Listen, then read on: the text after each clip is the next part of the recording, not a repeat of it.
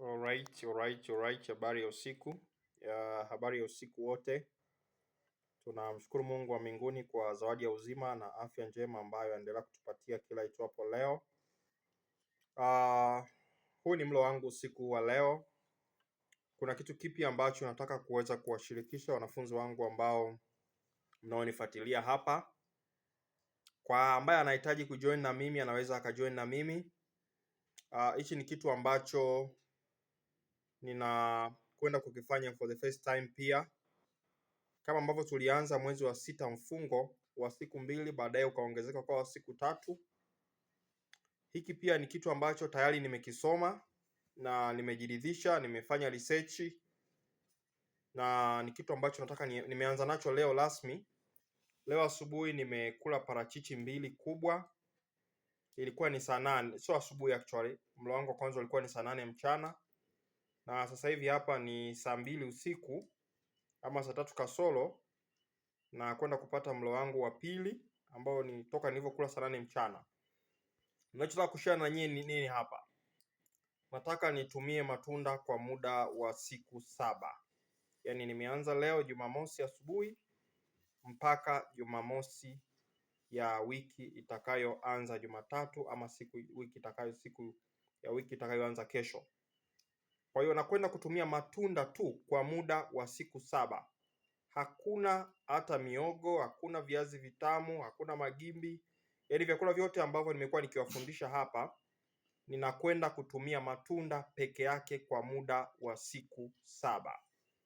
Nataka nione nini ambacho kitatokea katika mwili wangu. Ni kitu ambacho tayari nimesoma na nimeona nini ambacho kinachotokea pindi ambapo unapokula matunda tu peke yake.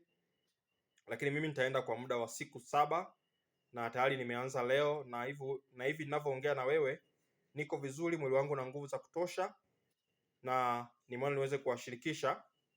Wale wanaotaka kujoin na mimi unaweza ukajoin na mimi kuanzia kesho asubuhi, kwa sababu taarifa hii nimeitoa leo jioni ama usiku huu leo. Lakini ninakwenda hivi kwa muda wa siku 7 tu. Nitakuwa nakula matunda tofauti tofauti, parachichi, matango, tikiti, maembe. Tuko katika msimu wa nanasi na maembe sasa hivi, na nitakuwa nakula kwa wingi zaidi, na nitakuwa nakula milo 2 mpaka milo 3 kwa siku kwa muda wa siku 7. Kwa hiyo kwa sababu tayari nimesoma na nifanya research, ninakwenda kuingiza katika majaribio nione pia nini kitakachotokea katika mwili wangu. Karibuni katika hii sio mfungo actually. Tunapotumia matunda, digestion inaendelea ama usagaji wa chakula unaendelea kufanyika. Unapositisha kula chakula cha aina yoyote kile, kama kipindi kile tulivyokuwa tunafanya mfungo wa maji wa siku 3 kuelekea katika mwaka mpya, pale tulikuwa tumesitisha usagaji wa chakula ama digestion. Lakini hapa kupitia matunda, mfumo wa mmeng'enyaji unaendelea kufanya kazi kama kawaida. Kwa hiyo huu sio mfungo, ila tunakwenda kunyima mwili vyakula ulivyokuwa umezoea. Nimefungua hapo katikati, nimekula vyakula vingi, nimekula wali kidogo, nimekula viazi whatever. So tunakwenda kunyima mwili vyakula ambavyo ulivyokuwa umezoea kwa muda wa siku 7. Kuanzia kesho nitaanza kutoa somo hapa, mtu ambaye anayekula matunda, nini kinatokea mwilini, nini kinachofanyika mwilini, utaweza vipi kusurvive kwa kutumia matunda tu, lakini pia utaweza vipi kujitibu maradhi na changamoto za kiafya ambazo zinaweza kusumbua kwa kutumia matunda tu.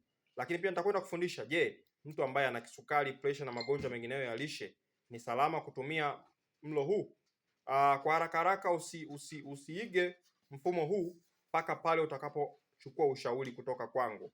Lakini mimi ambaye nafanya hivi ni mzima, sina changamoto yoyote ya kiafya, sina kisukari, sina pressure, sina shida ya figo, sina shida ya ini wala shida yoyote ya ugonjwa wa moyo.